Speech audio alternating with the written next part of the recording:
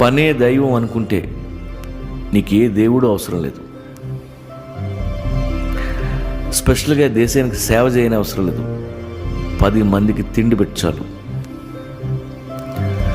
సొసైటీని సీరియస్గా తీసుకోవద్దు. లుచ్చాలు లఫుట్లు తప్ప ఎవరున్నారు అక్కడ?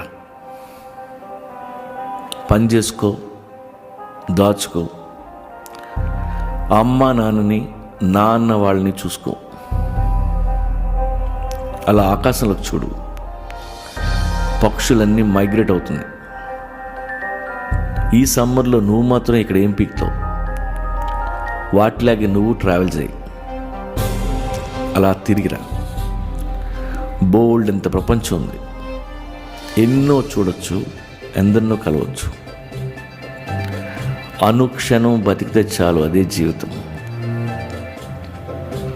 ప్రేమించటం